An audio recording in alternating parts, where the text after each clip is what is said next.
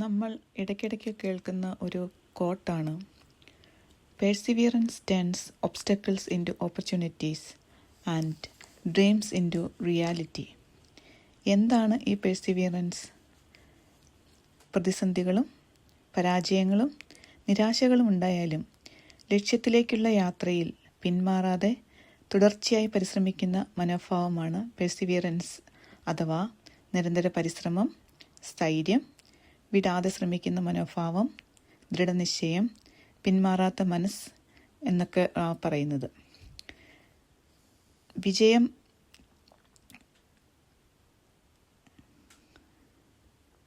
ജീവിതത്തിൽ എല്ലാ ദിവസവും എല്ലാം നമ്മുടെ ഇഷ്ടപ്രകാരം നടക്കണമെന്നില്ല. ചില ദിവസങ്ങളിൽ ക്ഷീണം, നിരാശ, പരാജയം, വിമർശനം, കാത്തിരിപ്പ് എന്നിങ്ങനെ പല പ്രതിസന്ധികളും നമ്മൾ നേരിടേണ്ടി വരും. അത്തരം സാഹചര്യങ്ങളിലും പ്രതീക്ഷ കൈവിടാതെ ഓരോ ദിവസവും ചെറിയൊരു ചുവടെങ്കിലും മുൻപോട്ട് പോകുന്നതാണ് സ്ഥിരോത്സാഹം അഥവാ പെർസിവിയറൻസ്. നമ്മുടെ ദൈനംദിനമായ ചില ഉദാഹരണങ്ങൾ നോക്കുകയാണെങ്കിൽ ജോലി ലഭിക്കാതെ വന്നാലും നിർത്താതെ തുടർച്ചയായി ജോലിക്കായി അപേക്ഷിച്ചുകൊണ്ടിരിക്കുന്നത്. ഒരു പുതിയ കാര്യം നമ്മൾ പഠിക്കാൻ ശ്രമിക്കുമ്പോൾ തെറ്റുകൾ വന്നാലും പരാജയങ്ങൾ നേരിട്ടാലും അവിടെ അത് പരിശീലനം നിർത്താതെ തുടർന്നു കൊണ്ടുപോയി ആ കഴിവ് പഠിച്ചെടുക്കുന്നത്.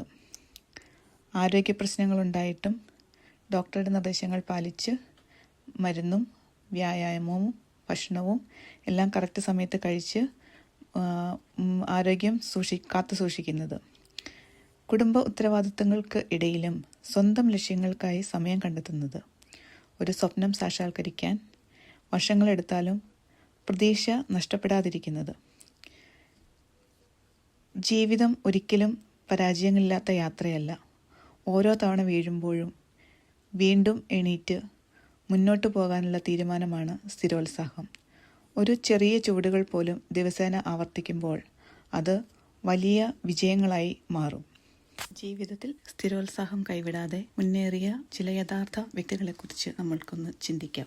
ഇതിനെക്കുറിച്ച് പറയുമ്പോൾ വിശ്വപ്രഖ്യാതമായ ചില വ്യക്തിത്വങ്ങളെ നമ്മൾക്ക് മറക്കാനാവില്ല. Thomas Alva Edison, J K. Rowling, Nelson Mandela തുടങ്ങിയ വ്യക്തിത്വങ്ങൾ നമ്മൾക്ക് സുപരിചിതമാണ്. എഡിസൺ അദ്ദേഹത്തിൻ്റെ വൈദ്യുത ബൾബ് കണ്ടെത്താനായി എത്രയോ തവണ പരീക്ഷണങ്ങൾ നടത്തി പരാജയപ്പെട്ടിട്ടും വീണ്ടും തൻ്റെ പരീക്ഷണം തുടർന്നുകൊണ്ടേയിരുന്നു ലക്ഷ്യം കാണുന്നതുവരെ. ജെ.കെ. റൗളിംഗ് എന്ന എഴുത്തുകാരി അവരുടെ എഴുത്ത് തുടങ്ങിയ കാലഘട്ടങ്ങളിൽ ഒത്തിരി പ്രതിസന്ധികൾ നേരിടുകയും പക്ഷേ അവരുടെ ആ സ്ഥിരോത്സാഹം തുടർന്നു കൊണ്ടുപോയതിനാൽ വിശ്വപ്രഖ്യാതമായ ഹാരി പോട്ടറിലൂടെ അവർ പ്രശസ്തി നേടി. നെൽസൺ മണ്ടേല 27 വർഷം ജയിലിൽ കിടന്നതിന് ശേഷമാണ് അദ്ദേഹം പ്രസിഡന്റായി മാറുന്നത്. ഇങ്ങനെയുള്ള വ്യക്തിത്വങ്ങൾ നമ്മൾക്ക് കാണിച്ചു തരുന്ന മാതൃക വളരെ വലുതാണ്. എന്നാൽ നമ്മുടെ ചുറ്റുമുണ്ട് ഇതുപോലെയുള്ള വ്യക്തിത്വങ്ങൾ.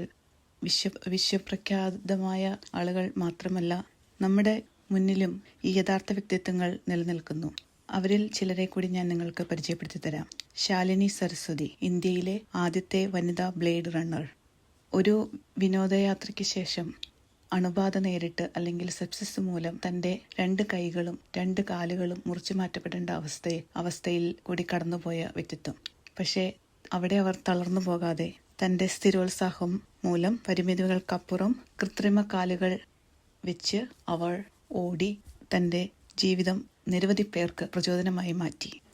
ആൽഫിയ ജെയിംസ്, ഒരു ബാസ്കറ്റ് ബോൾ പ്ലെയറായിരുന്ന ആൽഫിയ ജെയിംസ് ടെറസിൽ നിന്ന് വീണ് സ്പൈനൽ കോഡ് ഇഞ്ചറി മൂലം ശരീരം അരയ്ക്ക് താഴേക്ക് തളർന്നു പോവുകയും മുൻപോട്ടൊരു ജീവിതമില്ല എന്ന് ആദ്യം ഒക്കെ ചിന്തിക്കുകയും പക്ഷേ അതിനുശേഷം തൻ്റെ ജീവിതം തിരിച്ചു പിടിക്കാനായി ഉള്ള അവരുടെ സ്ഥിരോത്സാഹം അവരെ ഇന്ത്യയുടെ പാരാ ബാഡ്മിൻ്റൺ പ്ലെയറായി മാറ്റുകയും ഇന്ത്യക്ക് വേണ്ടി നിരവധി മെഡലുകൾ നേടാനായിട്ട് അവർക്ക് സാധിക്കുകയും ചെയ്തു.